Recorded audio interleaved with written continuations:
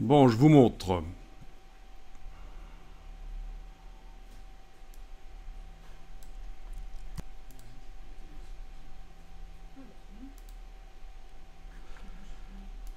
Alors, je vais donc voir dans la palette des calques.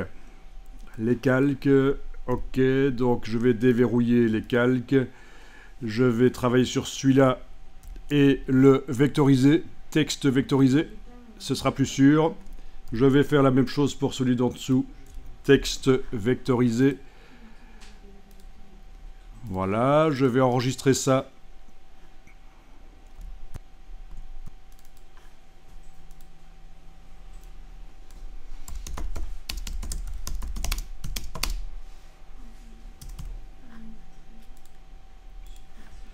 Je vais agrandir le plan de travail.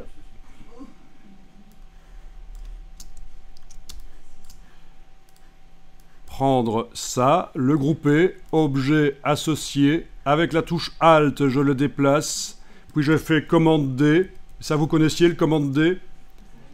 Répéter la transformation. Puis je sélectionne tout avec la touche Alt et Shift, évidemment, je déplace.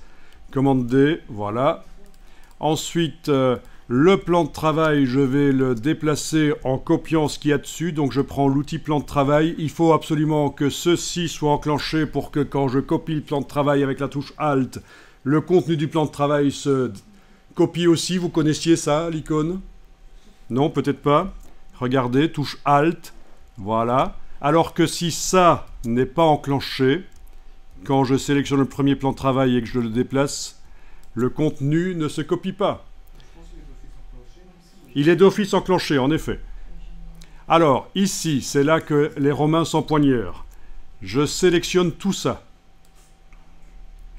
Et je vais dans Objet, Transformation, Transformation répartie.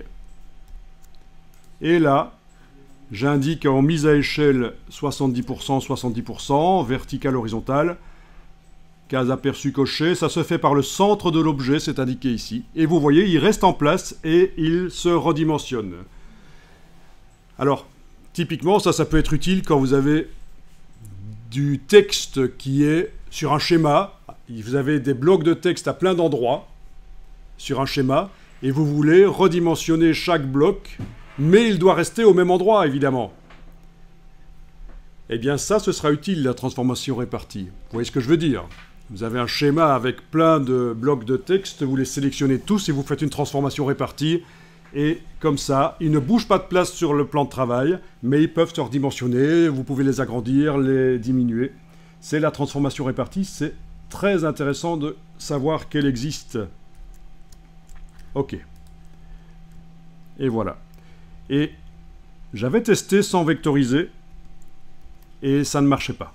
Il a fallu absolument, pour la transformation répartie, pour que ça fonctionne, que je vectorise le texte, qui n'est de toute façon pas mal. À partir du moment où on s'est décidé sur le design, c'est bien. Une alternative, c'est aussi d'importer le fichier Illustrator dans un fichier Illustrator en tant qu'image, et puis de commencer à jouer comme si c'était une image dupliquée, etc.